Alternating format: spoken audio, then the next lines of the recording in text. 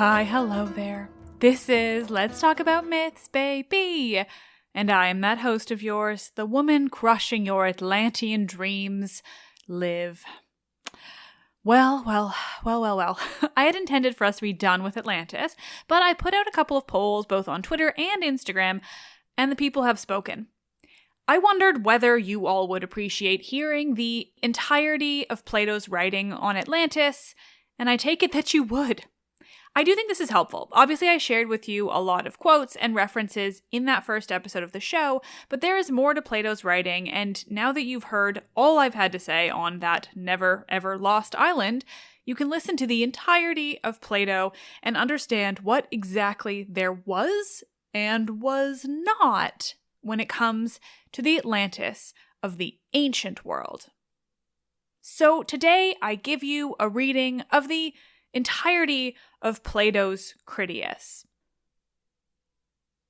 Remember, the context for this is that the dialogue that precedes the Critias in what would have been a trilogy if it hadn't been unfinished and or lost, the Timaeus, briefly introduces the notion of Atlantis. I thought about reading some of that, but it's tricky to sort through because the whole idea is that it's this fictional chat between these guys as they think about random philosophical musings. There's mention of Atlantis, but basically Critias is just saying like, oh yeah, I heard about this place that's relevant to our conversation about how societies have functioned throughout history, and I'll tell you about it later, but first Timaeus is going to talk about a bunch of other totally unrelated stuff. And then the rest of that dialogue is Timaeus talking about his theories that go far beyond Atlantis or anything to do with these notions of historical societies. So we're leaving it out. You can read the Timaeus on your own if you're curious, but it's a lot. Meanwhile, in this Critias, I remind you again that while it will sound like someone referring to a real conversation, this is all a fictional dialogue invented by Plato. We know this through basic logical points such as there is no outside evidence of anything ever at all, and Socrates is here chatting and he'd been long dead by the time Plato wrote this down. It's simply the nature of Plato's writing. It's a plot device, these fictionalized conversations as a way to present multiple stories and points of view when it comes to an argument or theory. Just a reminder, there are 4 people taking part in this dialogue, though I'm not certain all of them speak. I will make clear who is speaking. They are Critias, Hermocrates, Timaeus, and Socrates. And so with that, I give you the one and only ancient source ever for Atlantis.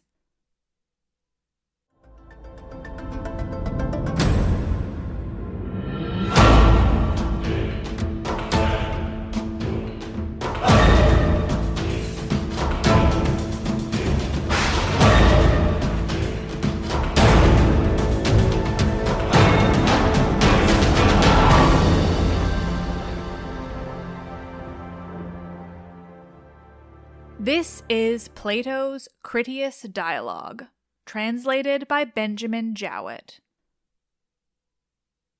Timaeus speaks. How thankful I am, Socrates, that I have arrived at last, and, like a weary traveler after a long journey, may be at rest. And I pray the being who always was of old and has now been by me revealed, to grant that my words may endure, in so far as they have been spoken truly and acceptably to him. But if unintentionally I have said anything wrong, I pray that he will impose upon me a just retribution, and the just retribution of him who errs is that he should be set right. Wishing then to speak truly in future concerning the generation of the gods, I pray him to give me knowledge, which of all medicines is the most perfect and best. And now, having offered my prayer, I deliver up the argument to Critias, who is to speak next, according to our agreement. Critias speaks. And I, Timaeus, accept the trust, and as you at first said that you were going to speak of high matters, and begged that some forbearance might be shown to you, I too ask the same or greater forbearance for what I am about to say. And although I very well know that my request may appear to be somewhat ambitious and discourteous, I must make it nevertheless. For will any man of sense deny that you have spoken well? I can only attempt to show that I ought to have more indulgence than you, because my theme is more difficult, and I shall argue that to seem to speak well of the gods to men is far easier than to speak well of men to men, for the inexperience and utter ignorance of his hearers about any subject is a great assistance to him who has to speak of it. And we know how ignorant we are concerning the gods. But I should like to make my meaning clearer, if you will follow me. All that is said by any of us can be in imitation and representation. For if we consider the likenesses of painters make of bodies divine and heavenly, and the different degrees of gratification with which the eye of the spectator receives them, we shall see that we are satisfied with the artist who is able in any degree to imitate the earth and its mountains, and the rivers and the woods, and the universe and the things that are and move therein. And further, that knowing nothing precise about such matters, we do not examine or analyze the painting. All that is required is a sort of indistinct and deceptive mode of shadowing them forth. But when a person endeavors to paint the human form, we are quick at finding out defects, and our familiar knowledge makes us severe judges of any one who does not render every point of similarity. And we may observe the same thing to happen in discourse. We are satisfied with a picture of divine and heavenly things which has very little likeness to them, but we are more precise in our criticism of mortal and human beings. Wherefore, if at the moment of speaking I cannot suitably express my meaning, you must excuse me, considering that to form approved likenesses of human beings is the reverse of easy. That is what I want to suggest to you, and at the same time to beg, Socrates, that I may have not less, but more indulgence conceded to me in what I am about to say. Which favor, if I am right in asking, I hope that you will be ready to grant. Socrates responds, Certainly, Critias, we will grant your request, and we will grant the same by anticipation to Hermocrates, as well as to you and Timaeus, for I have no doubt that when his turn comes a little while hence, he will make the same request which you have made. In order, then, that he may provide himself with a fresh beginning and not be compelled to say the same things over again, let him understand that the indulgence is already extended by anticipation to him. And now, friend Critias, I will announce to you the judgment of the theatre. They are of opinion that the last performer was wonderfully successful, and that you will need a great deal of indulgence before you will be able to take his place. Hermocrates speaks. The warning, Socrates, which you have addressed to him, I must also take to myself. But remember, Critias, that faint heart never yet raised a trophy. And therefore you must go and attack the argument like a man. First invoke Apollo and the Muses, and then let us hear you sound the praises and show forth the virtues of your ancient citizens. Critias responds, Friend Hermocrates, you who are stationed last and have another in front of you have not lost heart as yet. The gravity of the situation will soon be revealed to you. Meanwhile I accept your exhortations and encouragements. But besides the gods and goddesses whom you have mentioned, I would specially invoke Mnemosyne, for all the important part of my discourse is dependent on her favor. And if I can recollect and recite enough of what was said by the priests and brought hither by Solon, I doubt not that I shall satisfy the requirements of this theatre. And now, making no more excuses, I will proceed. Let me begin by observing, first of all, that 9,000 was the sum of years which had elapsed since the war which was said to have taken place between those who dwelt outside the pillars of Heracles and all who dwelt within them. This war I am going to describe. Of the combatants on the one side, the city of Athens was reported to have been the leader and to have fought out the war. The combatants on the other side were commanded by the kings of Atlantis, which, as I was saying, was an island greater in extent than Libya and Asia, and when afterwards sunk by an earthquake, became an impassable barrier of mud to voyagers sailing from hence to any part of the ocean. The progress of the history will unfold the various nations of barbarians and families of Hellenes which then existed, as they successively appear on the scene. But I must describe first of all the Athenians of that day, and their enemies who fought with them, and then the respective powers and governments of the two kingdoms. Let us give the precedence to Athens. In the days of old, the gods had the whole earth distributed among them by allotment. There was no quarreling, for you cannot rightly suppose that the gods did not know what was proper for each of them to have, or, knowing this, that they would seek to procure for themselves by contention that which more properly belonged to others. They all of them, by just apportionment, obtained what they wanted, and peopling their own districts, and when they had peopled them they tended us, their nurslings and possessions, as shepherds tend their flocks. Excepting only that they did not use blows or bodily force as shepherds do, but governed us like pilots from the stern of a vessel, which is an easy way of guiding animals, holding our souls by the rudder of persuasion according to their own pleasure. Thus did they guide all mortal creatures. Now different gods had their allotments in different places which they set in order.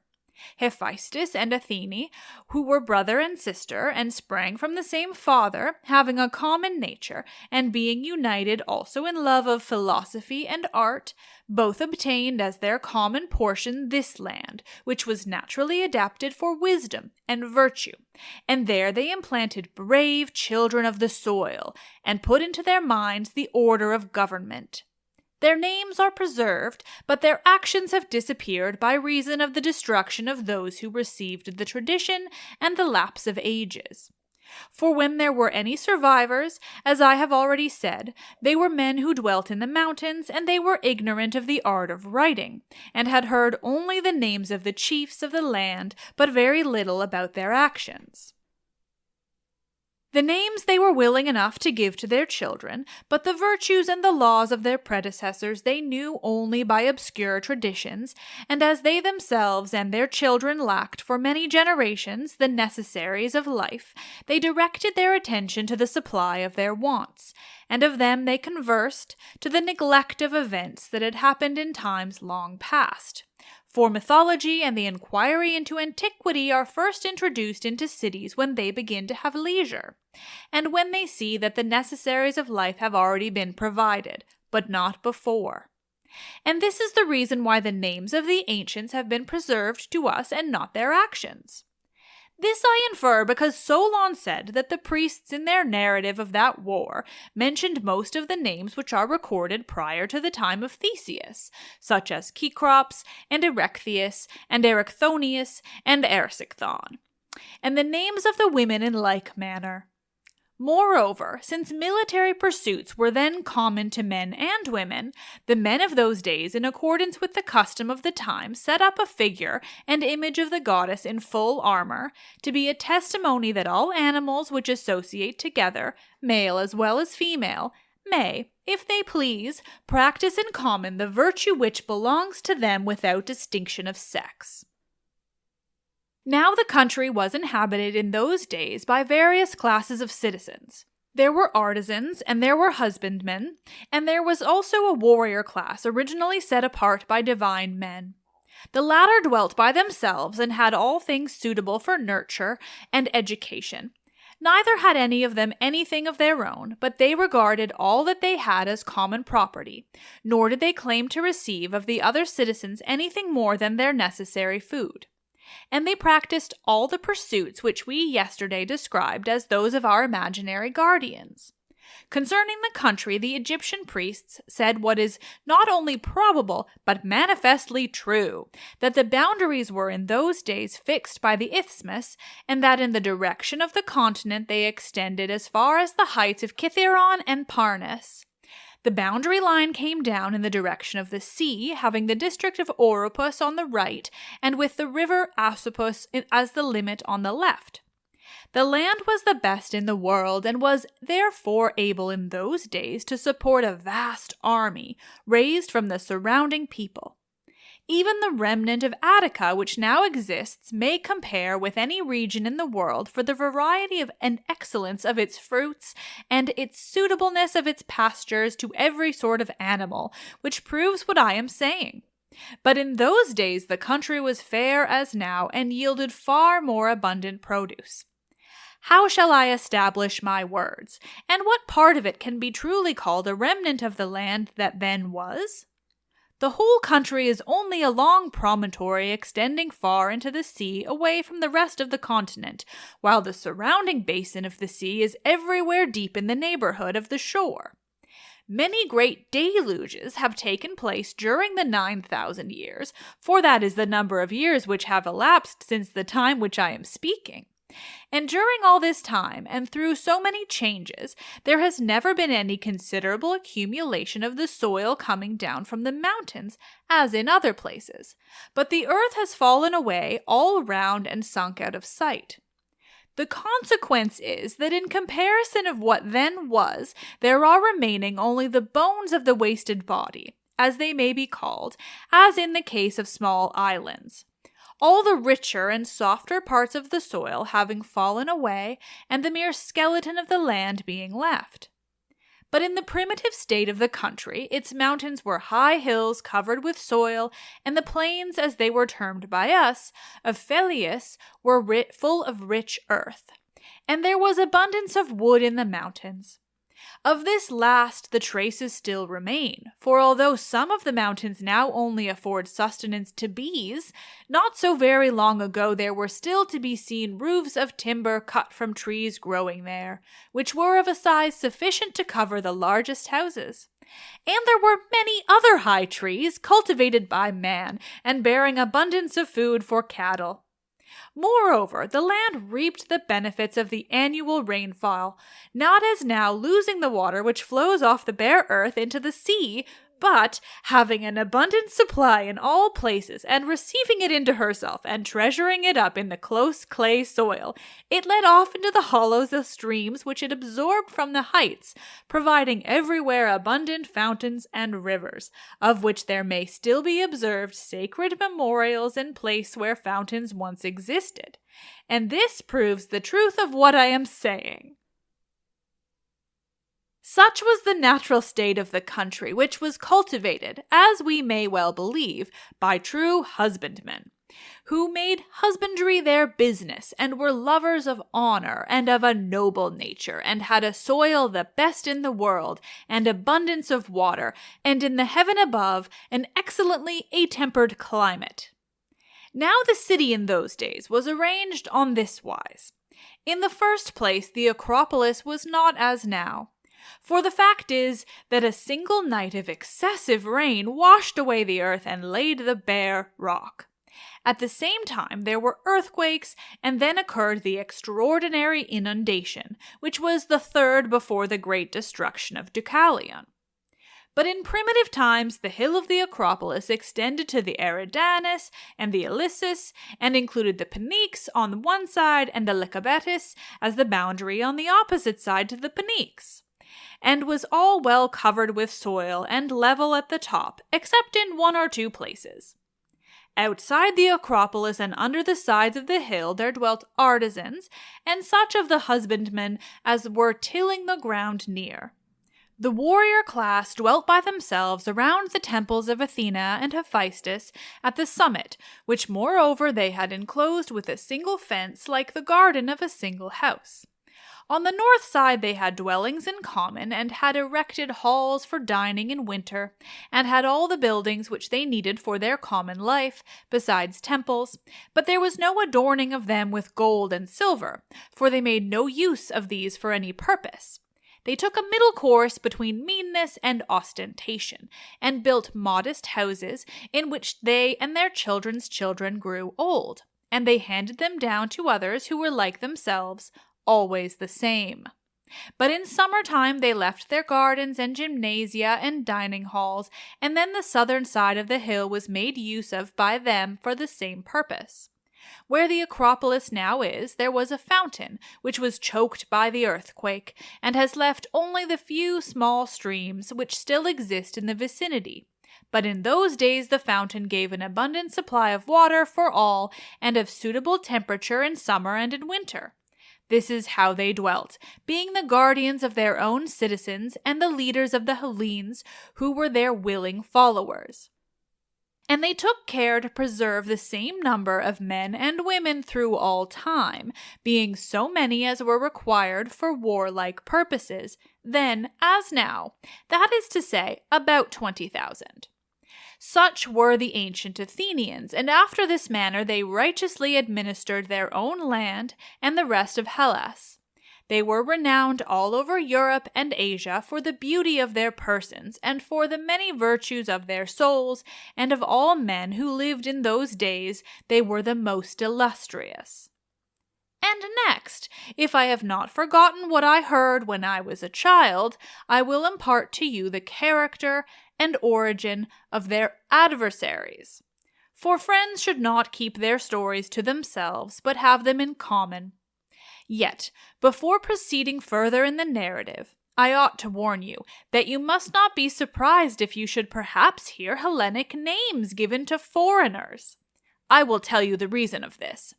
Solon, who was intending to use the tale for his poem, inquired into the meaning of the names and found that the early Egyptians, in writing them down, had translated them into their own language, and he recovered the meaning of the several names, and when copying them out again, translated them into our own language. My great-grandfather, Dropides, had the original writing, which is still in my possession, and was carefully studied by me when I was a child. Therefore, if you hear names that are used in this country, you must not be surprised, for I have told you how they came to be introduced.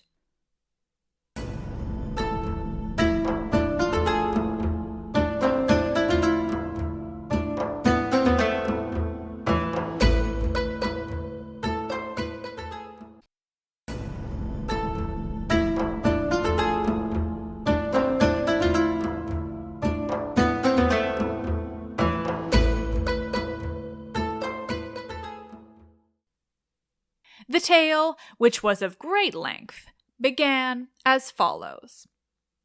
I have before remarked in speaking of the allotments of the gods that they distributed the whole earth into portions differing in extent and made for themselves temples and instituted sacrifices. And Poseidon, receiving for his lot the island of Atlantis, begat children by a mortal woman, and settled them in a part of the island which I will describe. Looking towards the sea, but in the center of the whole island, there was a plain which is said to have been the fairest of all plains, and very fertile. Near the plain again, and also in the center of the island at a distance of about 50 stadia, there was a mountain not very high on any side. In this mountain there dwelt one of the earth-born primeval men of that country, whose name was Evenor, and he had a wife, Leucippe. And they had an only daughter who was called Cleito. The maiden had already reached womanhood when her father and mother died. Poseidon fell in love with her and had intercourse with her, and breaking the ground, enclosed the hill in which she dwelt all round, making alternate zones of sea and land larger and smaller, encircling one another. There were 2 of land and 3 of water, which he turned as with a lathe, each having its circumference equidistant every way from the center, so that no man could get to the island, for ships and voyages were not as yet. He himself, being a god, found no difficulty in making special arrangements for the center island, bringing up 2 springs of water from beneath the earth, one of warm water and the other of cold, and making every variety of food to spring up abundantly from the soil. He also begat and brought up 5 pairs of twin male children, and dividing the island of Atlantis into 10 portions, he gave to the firstborn of the eldest pair his mother's dwelling and the surrounding allotment, which was the largest and best, and made him king over the rest. The others he made princes, and gave them rule over many men, and a large territory. And he named them all. The eldest, who was the first king, he named Atlas, and after him the whole island and the ocean were called Atlantic. To his twin brother, who was born after him and obtained as his lot the extremity of the island towards the Pillars of Heracles, facing the country which is now called the region of Gades, in that part of the world, he gave the name which is in the Hellenic language Eumelis, in the language of the country which is named after him, Gadarus. Of the second pair of twins he called one Ampheres and the other Evaimon. To the elder of the third pair of twins he gave the name Menesius, and Autochthon to the one who followed him. Of the fourth pair of twins he called the elder Elasippus and the younger Mestor. And of the fifth pair he gave to the elder the name of Azias, and to the younger that of Diaprepes. All these and their descendants for many generations were the inhabitants and rulers of divers islands in the open sea, and also, as has already been said, they held sway in our direction over the country within the pillars as far as Egypt and Tyrrhenia. Now Atlas had a numerous and honorable family, and they retained the kingdom, the eldest son handing it on to his eldest for many generations, and they had such an amount of wealth as was never before possessed by kings, and is not likely ever to be again. And they were furnished with everything which they needed, both in the city and country. For because of the greatness of their empire, many things were brought to them from foreign countries, and the island itself provided much of what was required by them for the uses of life. In the first place, they dug out of the earth whatever was to be found there, solid as well as fusile, and that which is now only a name, and was then something more than a name, orichalcum, was dug out of the earth in many parts of the island, being more precious in those days than anything except gold. There was an abundance of wood for carpenter's work, and sufficient maintenance for tame and wild animals, both for those which live in lakes and marshes and rivers, and also for those which live in mountains and on plains. So there was for the animal which is the largest and most voracious of all. Also whatever fragrant things there now are in the earth, whether roots or herbage or woods or essences which distill from fruit and flower, grew and thrived in that land. Also the fruit which admits of cultivation, both the dry sort, which is given us for nourishment, and any other which we use for food. We call them all by the common name of pulse, and the fruits having a hard rind, affording drinks and meats and ointments, and good store of chestnuts and the like, which furnish pleasure and amusement, and are fruits which spoil with keeping, and the pleasant kind of dessert, with which we console ourselves after dinner, when we are tired of eating. All these that sacred island, which then beheld the light of the sun, brought forth fair and wondrous and in infinite abundance. With such blessings the earth freely furnished them. Meanwhile, they went on constructing their temples and palaces and harbors and docks, and they arranged the whole country in the following manner. First of all, they bridged over the zones of sea which surrounded the ancient metropolis, making a road to and from the royal palace. And at the very beginning they built the palace in the habitation of the god and of their ancestors, which they continued to ornament in successive generations, every king surpassing the one who went before him to the utmost of his power, until they made the building a marvel to behold for size and for beauty. And beginning from the sea, they bored a canal of 300 feet in width, and 100 feet in depth, and 50 stadia in length, which they carried through to the outermost zone, making a passage from the sea up to this, which became a harbor, and leaving an opening sufficient to enable the largest vessels to find ingress. Moreover, they divided at the bridges the zones of land which parted the zones of sea, leaving room for a single trireme to pass out of one zone into another, and they covered over the channel so as to leave a way underneath for the ships, for the banks were raised considerably above the water. Now the largest of the zones into which a passage was cut from the sea was 3 stadia in breadth, and the zone of land which came next of equal breadth. But the next 2 zones, the one of water and the other of land, were 2 stadia, and the one which surrounded the center island was a stadium only in width. The island in which the palace was situated had a diameter of 5 stadia.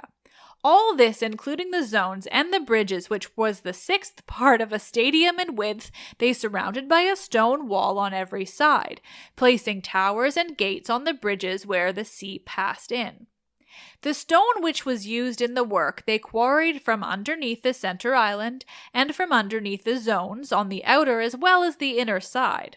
One kind was white, another black, and a third red, and as they quarried, they at the same time hollowed out double rocks, having roofs formed out of the native rock. Some of their buildings were simple, but in others they put together different stones, varying the color to please the eye, and to be a natural source of delight. The entire circuit of the wall, which went round the outermost zone, they covered with a coating of brass, and the circuit of the next wall they coated with tin, and the third, which encompassed the citadel, flashed with the red light of orichalcum. The palaces in the interior of the citadel were constructed on this wise. In the center was a holy temple dedicated to Plato and Poseidon, which remained inaccessible and was surrounded by an enclosure of gold. This was the spot where the family of the 10 princes first saw the light, and thither the people annually brought the fruits of the earth in their season from all the 10 portions, to be an offering to each of the 10. Here was Poseidon's own temple, which was a stadium in length and half a stadium in width, and of a proportionate height, having a strange barbaric appearance. All the outside of the temple, with the exception of the pinnacles, they covered with silver, and the pinnacles with gold. In the interior of the temple the roof was of ivory, curiously wrought everywhere with gold and silver and orichalcum, and all the other parts, the walls and pillars and floor, they coated with orichalcum. In the temple they placed statues of gold. There was the god himself, standing in a chariot, the charioteer of 6 winged horses, and of such a size that he touched the roof of the building with his head. Around him there were 100 Nereids riding on dolphins, for such was thought to be the number of them by the men of those days.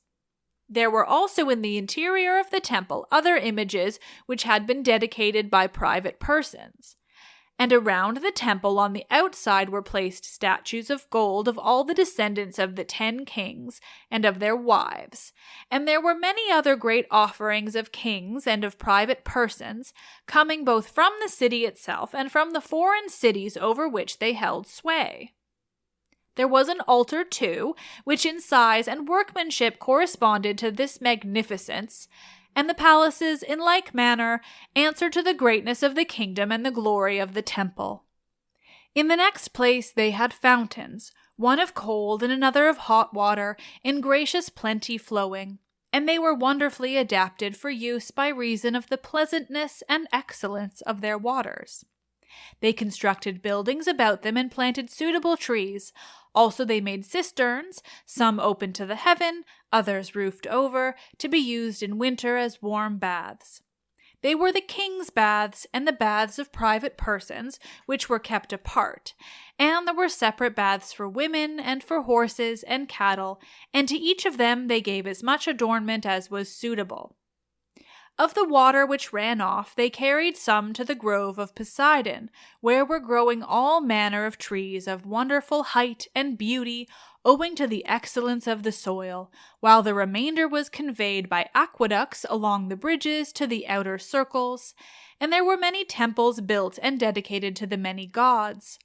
Also gardens and places of exercise, some for men, others for horses, in both of the 2 islands formed by the zones, and in the center of the larger of the 2 was set apart a race course of a stadium in width and in length allowed to extend all round the island, for horses to race in. And there were guard-houses at intervals for the guards, the most trusted of whom were appointed to keep watch in the lesser zone, which was nearer the Acropolis, while the most trusted of all had houses given them within the citadel, near the persons of the kings. The docks were full of triremes and naval stores, and all things were quite ready for use. Enough of the plan of the royal palace. Leaving the palace and passing out across the 3 harbors, you came to a wall which began at the sea and went all round. This was everywhere distant 50 stadia from the largest zone or harbor, and enclosed the whole, the ends meeting at the mouth of the channel which led to the sea. The entire area was densely crowded with habitations, and the canal and the largest of the harbors were full of vessels and merchants coming from all parts, who, from their numbers, kept up a multitudinous sound of human voices, and din and clatter of all sorts night and day. I have described the city and the environs of the ancient palace near in the words of Solon, and now I must endeavor to represent to you the nature and arrangement of the rest of the land. The whole country was said by him to be very lofty and precipitous on the side of the sea, but the country immediately about and surrounding the city was a level plain, itself surrounded by mountains which descended towards the sea. It was smooth and even and of an oblong shape, extending in one direction 3,000 stadia, but across the center inland it was 2,000 stadia. This part of the island looked towards the south and was sheltered from the north. The surrounding mountains were celebrated for their number and size and beauty, far beyond any which still exist, having in them also many wealthy villages of country folk, and rivers and lakes, and meadows supplying food enough for every animal, wild or tame, and much wood of various sorts, abundant for each and every kind of work. I will now describe the plain, as it was fashioned by nature and by the labors of many generations of kings through long ages. It was for the most part rectangular and oblong, and where falling out of the straight line followed the circular ditch, the depth and width and length of this ditch were incredible, and gave the impression that a work of such extent, in addition to so many others, could never have been artificial. Nevertheless, I must say what I was told. It was excavated to the depth of 100 feet, and its breadth was a stadium everywhere. It was carried round the whole of the plain and was 10,000 stadia in length. It received the streams which came down from the mountains, and winding round the plain and meeting at the city, was left off into the sea. Further inland, likewise, straight canals of 100 feet in width were cut from it through the plain, and again let off into the ditch leading to the sea. These canals were at intervals of 100 stadia, and by them they brought down the wood from the mountains to the city, and conveyed the fruits of the earth in ships, cutting transverse passages from one canal into another, and to the city. Twice in the year they gathered the fruits of the earth, in winter having the benefit of the rains of heaven, and in summer the water which the land supplied by introducing streams from the canals. As to the population, each of the lots in the plain had to find a leader for the men who was fit for military service, and the size of a lot was a square of 10 stadia each way, and the total number of all the lots was 60,000. And of the inhabitants of the mountains and the rest of the country, there was also a vast multitude, which was distributed among the lots and had leaders assigned to them according to their districts and villages. The leader was required to furnish for the war the sixth portion of a war chariot, so as to make up a total of 10,000 chariots. Also 2 horses and riders for them, and a pair of chariot horses without a seat, accompanied by a horseman who could fight on foot, carrying a small shield, and having a charioteer who stood behind the man at arms to guide the 2 horses.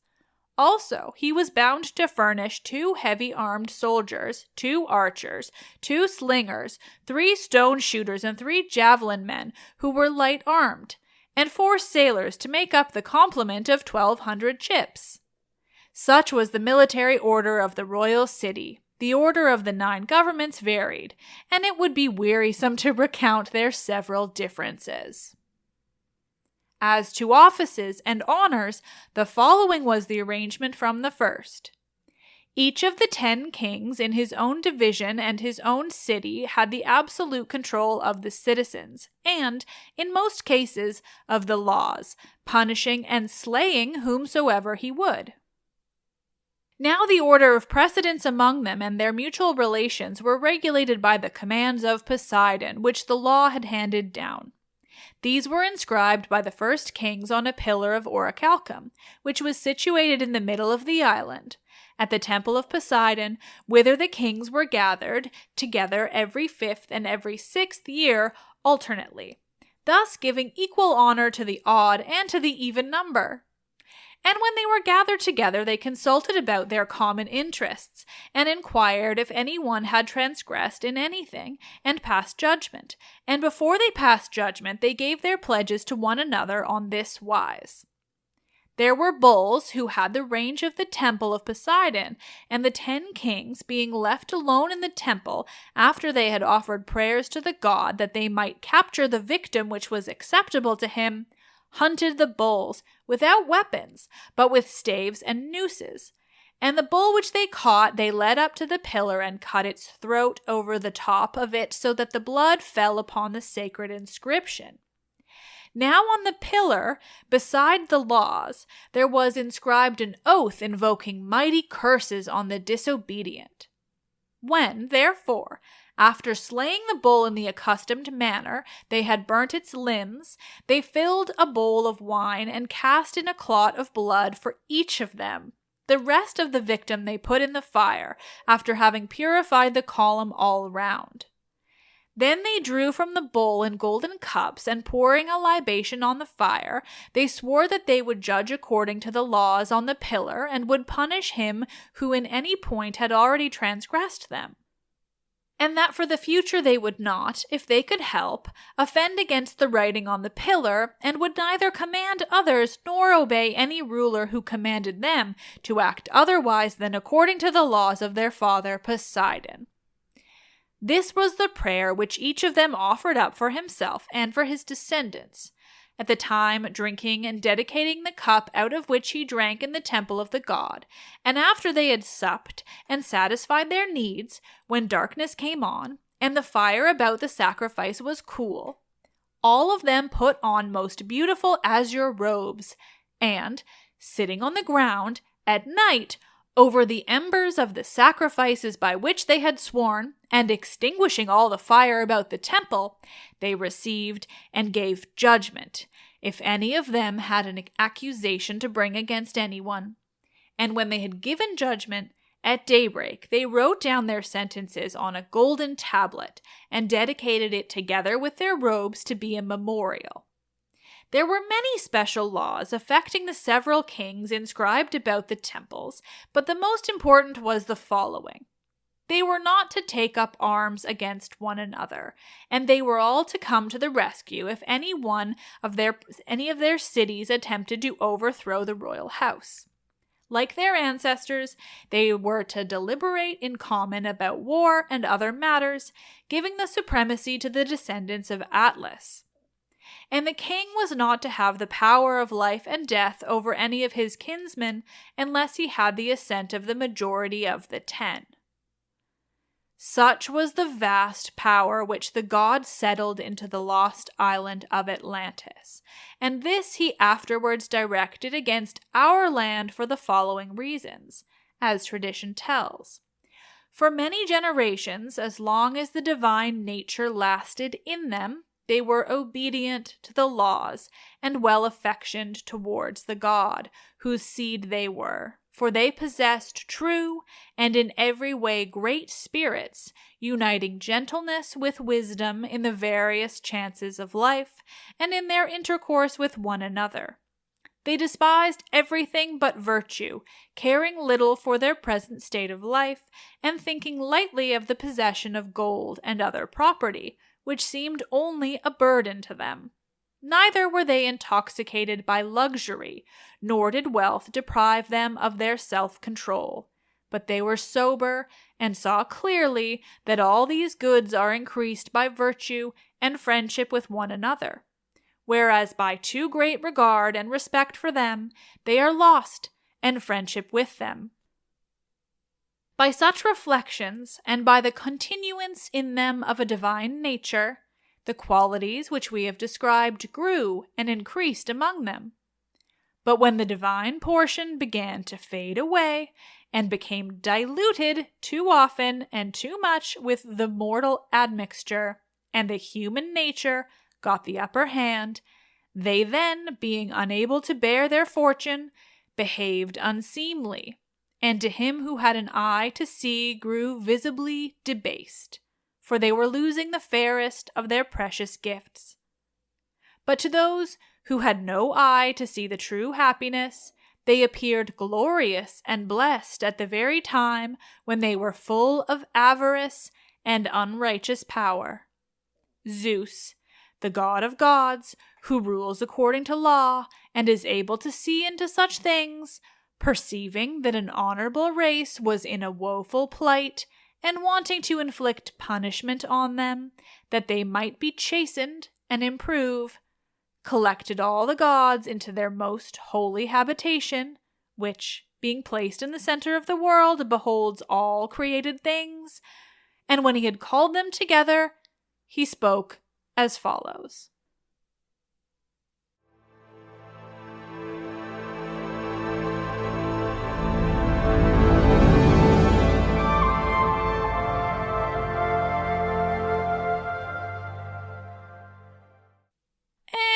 Remember, that's it.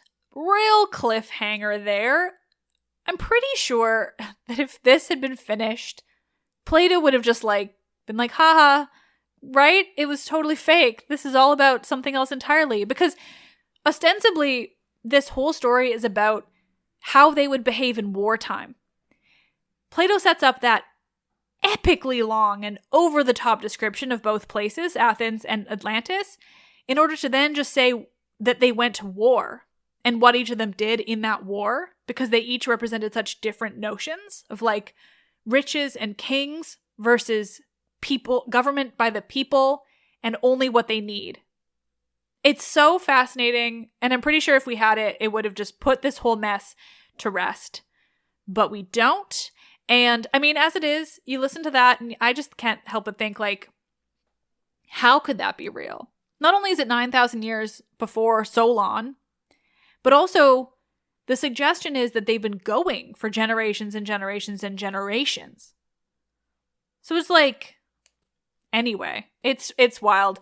Obviously, the time, nothing works out. The timeline, the fact that there's no evidence for any of this, archaeological or textual or literally anything. It's just all fascinating. It's quite the piece of work. You can see why also reading the Timaeus might have been just too much. But you can definitely find it online. I've linked to both in this episode's description, and the same with every other episode on Atlantis that I have done.